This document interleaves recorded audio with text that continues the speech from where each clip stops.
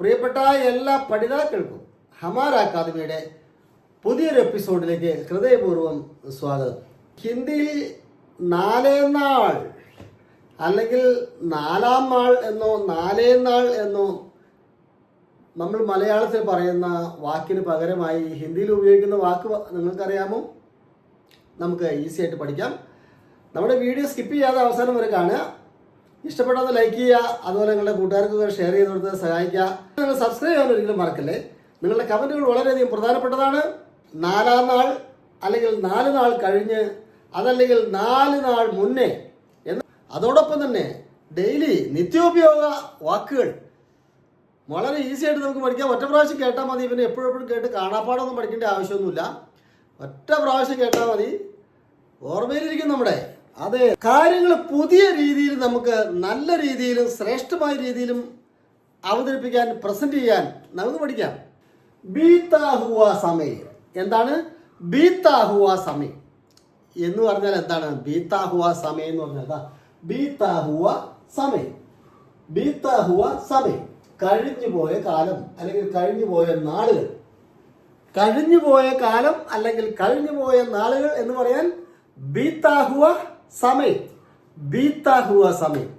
നമ്മൾ സാധാരണ എന്താ പറയാ? പിച്ചിലെ സമയം എന്നൊക്കെ പറയാം. അങ്ങനെ പറയാം. നമുക്ക് ഈ സംസാര ഭാഷയൊക്കെ ആകുമ്പോൾ നമുക്ക് എങ്ങനെ വേണമെങ്കിലും ഉപയോഗിക്കാം, കൊളോക്കിലായിട്ട് നമുക്ക് പറയാം. പക്ഷെ നമ്മുടെ സംസാരം കുറച്ച് സ്റ്റാൻഡേർഡൊക്കെ ആക്കി എടുക്കണമെന്നുണ്ടെങ്കിൽ നമ്മൾ എന്തോരം ബീത്താ ഹുവ സമയം, ബീത്താ ഹുവ സമയം, കഴിഞ്ഞു പോയ കാലം അല്ലെങ്കിൽ കഴിഞ്ഞു പോയ ദിനങ്ങൾ എന്നൊക്കെ നമുക്കതിനെ സൂചിപ്പിക്കാം. ഇതെന്താണെന്ന് നിങ്ങൾ ചിന്തിക്കണ്ടാവും. കുറച്ച് പിന്നെ ഇതോടെ ടെക്സ്റ്റ് ഫോർമാറ്റിൽ കിടക്കുന്നു ഹിന്ദി, കുറച്ച് ഇത് കയ്യെഴുത്ത് വൃത്തിയായിട്ട് കിടക്കുന്നു, കുറച്ച് ഇവിടെ ടെസ്റ്റ് ഇടയ്ക്കിടയ്ക്ക് ടെസ്റ്റ് ഫോർമാറ്റിൽ വന്നിട്ടുണ്ട്. ഇതെന്താണെന്ന് നിങ്ങൾ ശ്രദ്ധിച്ചിട്ടുണ്ടോ? വലിയ വില കൊടുത്ത് വാങ്ങിയതായി ബോർഡ്. ചെറിയ പൈസ ഒന്നുമല്ല. 1,60,000 രൂപ ഇതിന് മുടക്കിയിട്ട് എഴുതുമ്പോൾ ഇത് ടെസ്റ്റ് ഫോർമാറ്റിലേക്ക് മാറ്റുമ്പോൾ ചിലപ്പോൾ തെറിയൊക്കെയാണ് വരുന്നത്. അപ്പം ഞാനത് തന്ന കമ്പനിക്കാരോട് വിളിച്ച് പറഞ്ഞു. അവരിവിടെ വന്ന് പഠിച്ച പണി അഭ്യാസങ്ങളെല്ലാം ചെയ്തു. ഇത് ഉണ്ടാക്കിയ കമ്പനിയിലേക്ക് വിളിച്ചിട്ട് ഇവിടെ നിന്ന് അവർ ഒരു പ്രത്യേക സോഫ്റ്റ്വെയർ ഡൗൺലോഡ് ചെയ്ത് വെച്ചിട്ട് ഇവിടെ നിന്ന് നേരിട്ട് ഇവിടെ നടക്കുന്ന കാര്യങ്ങൾ അവരെ കാണിച്ചു കൊടുത്തു.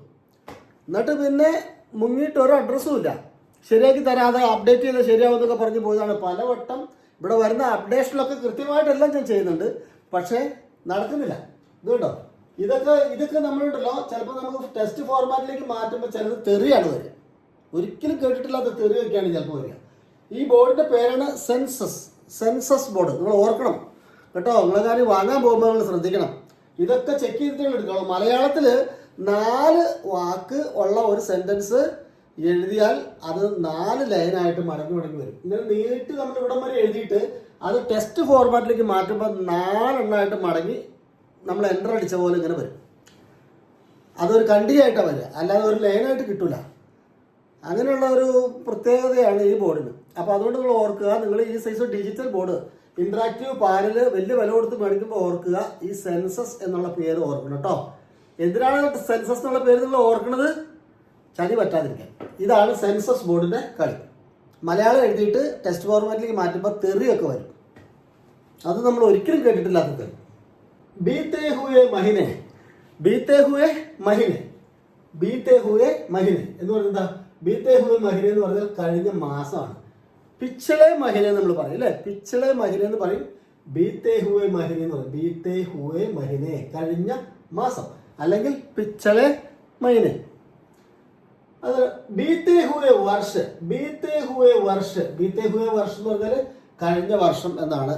അത് നമ്മൾ പിച്ചളേ വർഷം എന്ന് പറയാറുണ്ട്. പിച്ചളേ വർഷം, തലേ വർഷം എന്ന് പറയാറുണ്ട് അല്ലേ?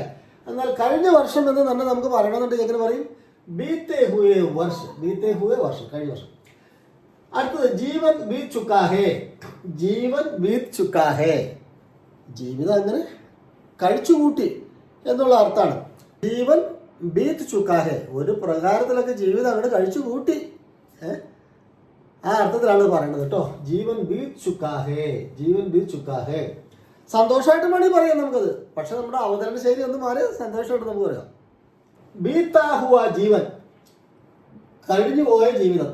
ബീത്താ ഹുവ ജീവൻ, ബീത്താ ഹുവ ജീവൻ, കഴിഞ്ഞു പോയ ജീവിതം. ബീത്താ ഹുവ ജീവൻ, കഴിഞ്ഞുപോയ ഈ ജീവിതം. കൽ കഹി ഗയി ബാത്ത്, കൽ കഹി ഗയി ബാത്ത്, കൽ കഹി ഗയി ബാത്ത്, ഇന്നലെ പറഞ്ഞ കാര്യം, ഇന്നലെ പറഞ്ഞ കാര്യം. കൽ കഹി ഗയി ബാത്ത്, ഇന്നലെ പറഞ്ഞ കാര്യം. എന്താ മലയാളത്തിൽ എഴുതിയിട്ടുണ്ട്, ശ്രദ്ധിച്ചാൽ വായിക്കാം. പിച്ചളെ മഹിനെ, പിച്ചളെ മഹിനെ നേരത്തെ പറഞ്ഞു. പിച്ചളെ മഹിനെ കഴിഞ്ഞ മാസം. അതിനുമ്പോൾ ബീത്തേ ഹുവേ മഹിനെ എന്ന് ഇവിടെ ആദ്യം ബീത്തേ ഹുവേ മഹിനെ കഴിഞ്ഞ മാസം എന്ന് പറഞ്ഞു. പിച്ചളെ ദിൻ, പിച്ചളെ ദിൻ. നമ്മൾ കൽ എന്ന് പറഞ്ഞാൽ മതി. കൽ എന്ന് പറഞ്ഞാൽ ഇന്നലെയാണോ നാളെയാണോ എന്ന് നമുക്ക് ഡിഫൈൻ ചെയ്യാൻ കുറച്ച് പ്രയാസമുണ്ട് അല്ലേ? ഹിന്ദി സംസാരിക്കുന്നവർക്കറിയാം. കൽ എന്ന് പറഞ്ഞാൽ ഒരുപക്ഷെ നാളെ ആയിരിക്കാം, ഒരുപക്ഷെ ഇന്നലെ ആയിരിക്കാം.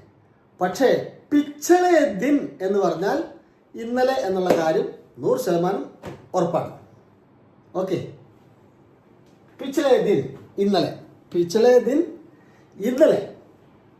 പിച്ചളെ വർഷം, പിച്ചളെ വർഷം എന്ന് പറഞ്ഞാൽ കഴിഞ്ഞ വർഷം. പിച്ചളെ വർഷം കഴിഞ്ഞ വർഷം. ബീത്തേ ഹുവേ വർഷം കഴിഞ്ഞ വർഷം എന്നുള്ള അർത്ഥമുണ്ട്. എന്നാൽ അടുത്തത് പർസോം കിയാ ഗയാ കാം. പർസോം, പർസോം എന്ന് പറഞ്ഞാൽ ഇതേപോലെ ഒരു അർത്ഥമുണ്ട്. എന്താണ് പർസോ എന്ന് പറഞ്ഞാൽ മറ്റന്നാൾ എന്നൊരു അർത്ഥമുണ്ട്. പർസോ എന്ന് പറഞ്ഞു കഴിഞ്ഞാൽ മിനിയാന്ന് എന്നൊരു അർത്ഥമുണ്ട്. അപ്പോൾ ഇത് മിനിയാന്നാണോ മിനിയാന്നാണോ അതോ മറ്റന്നാളാണോ എന്ന് എങ്ങനെ നമുക്ക് ഡിഫൈൻ ചെയ്യാൻ പറ്റും? കുറച്ച് പ്രയാസമുണ്ട് അല്ലേ? അതേപോലെയാണ് ഇത്. പർസോം കിയാ ഗയാ കാം, പർസോം എന്ന് പറഞ്ഞാൽ പർസോം കിയാ ഗയാ കാം, ക്രിയ കൊണ്ട് നമുക്ക് അതിനെ അറിയാം. എങ്ങനെ? പർസോം കിയാ ഗയാ കാം എന്ന് പറഞ്ഞാൽ നമുക്കറിയാം കഴിഞ്ഞു പോയ കാര്യമാണ്, മറ്റന്നാളല്ല. അതും 2 ദിവസം മുമ്പുള്ള കാര്യമാണ്. പർസോ എന്ന് പറഞ്ഞാൽ മിനിയാന്ന്, മിനിയാന്ന് ചെയ്ത കാര്യം. മിനിയാന്ന് ചെയ്ത കാര്യം. പർസോ കിയാ ഗയാ കാം, മിനിയാന്ന് ചെയ്ത കാര്യം. ഇവിടെ എഴുതി വെച്ചിട്ടുണ്ട് കേട്ടോ. തർസോം കിയാ ജാനേ വാല കാം എന്ന് നിങ്ങൾ കണ്ടോ? കുറച്ച് നന്നായിട്ട് ഹിന്ദി കൈകാര്യം ചെയ്യുന്നവർക്ക്, പണ്ഡിതന്മാരുടെ ഇടയിൽ ഇങ്ങനെയുള്ള വാക്കുകൾക്കൊക്കെ നമുക്ക് സാധാരണ ആളുകൾ കൊളോക്കിയലായിട്ട് സംസാരിക്കുമ്പോൾ തൽക്കാലം എന്തെങ്കിലുമൊക്കെ പറഞ്ഞ് ഒപ്പിച്ച് നമുക്ക് കാര്യങ്ങൾ പോവാണ്. എന്നാൽ തർസോം എന്നുള്ള വാക്ക്, തർസോം കിയാ ജാനേ വാല കാം, ഈ തർസോം എന്താണ്? തർസോം ഞാൻ പറയാം. അപ്പോൾ വീഡിയോ ഇഷ്ടപ്പെട്ട നിങ്ങൾ ലൈക്ക് ചെയ്യാൻ മറക്കരുത്.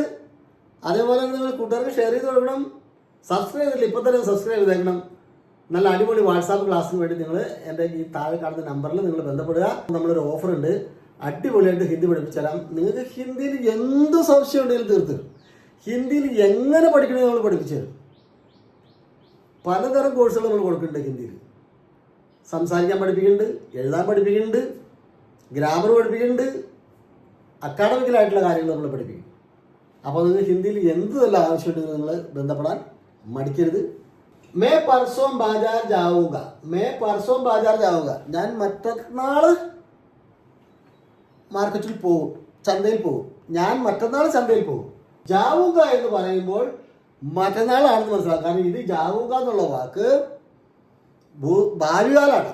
ജാവുക എന്നുള്ള വാക്ക് ഫ്യൂച്ചർ ടെൻസ് ആണ്. അതുകൊണ്ട് നമുക്ക് മനസ്സിലാക്കാം മേ പർസോം ബാജാർ ജാവുക എന്ന് പറഞ്ഞാൽ ഞാൻ മറ്റന്നാൾ, ഞാൻ നാളെ കഴിഞ്ഞ് ചന്തയിലേക്ക് പോകും, മാർക്കറ്റിലേക്ക് പോകും, അല്ലെങ്കിൽ ചന്തയിലേക്ക് പോകും. അപ്പോൾ ഈ ജാവുക എന്നുള്ളത് എന്താണ്? ഫ്യൂച്ചർ ടെൻസ് ആണ്. അതുകൊണ്ടാണ് മനസ്സിലാക്കുന്നത്.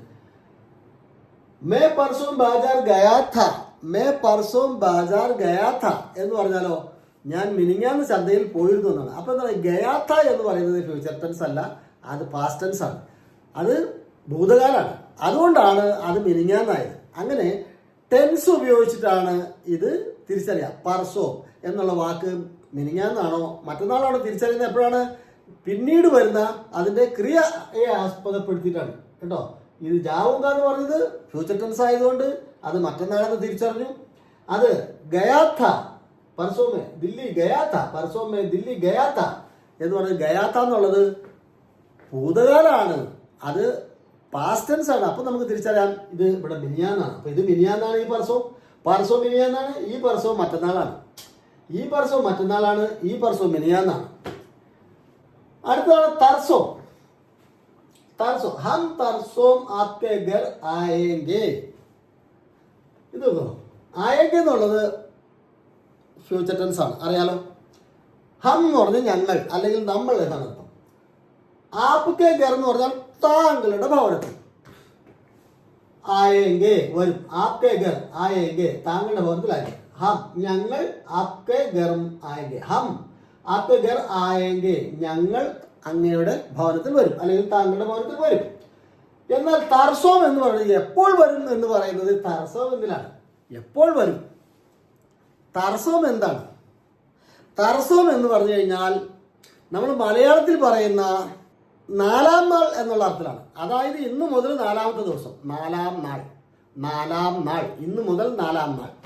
അതേ വാക്കുകൊണ്ട് തന്നെ നമുക്ക് കഴിഞ്ഞു പോയ നാലാം നാളിനെ ഓർക്കാം. നാലേ നാൾ ഞാൻ നിങ്ങളുടെ വീട്ടിൽ വന്നിരുന്നു, നാലേ നാൾ ഞാൻ നിങ്ങളുടെ വീട്ടിൽ വന്നിരുന്നു, അപ്പം നിങ്ങളവിടെ ഉണ്ടായിരുന്നില്ല, അങ്ങനെ പറയാവുന്നത് എങ്ങനെ? അല്ലെങ്കിൽ ഞങ്ങൾ നാലാം നാൾ താങ്കളുടെ വീട്ടിൽ വന്നിരുന്നു എന്ന് പറഞ്ഞ എങ്ങനെയാ? ഹം തർസോം ആപ്കെ ഘർ ആയേ ഥേ. ഹം തർസോം ആപ്കെ ഘർ ആയേ ഥേ. ഞങ്ങൾ നാലാം നാൾ താങ്കളുടെ വീട്ടിൽ വന്നിരുന്നു, അല്ലെങ്കിൽ അങ്ങയുടെ വീട്ടിൽ വന്നിരുന്നു. തബ് ആപ് വഹം നഹി ഥേ. തബ് ആപ് വഹ നഹി ഥേ. അപ്പോൾ അദ്ദേഹം താങ്കൾ അവിടെ ഉണ്ടായിരുന്നില്ല. അപ്പൊ തർസോം എന്ന് പറഞ്ഞാൽ എന്താണ്? തർസോം എന്ന് പറഞ്ഞാൽ നാലാം നാൾ, 4 നാൾ കഴിഞ്ഞിട്ട് എന്ന് അർത്ഥമുണ്ട്. തർസം എന്ന് പറഞ്ഞു കഴിഞ്ഞാൽ 4 നാൾ മുന്നേ എന്ന്, അതായത് 3 നാൾ മുന്നേ 4ാമത്തെ നാൾ, തലേ ദിവസം.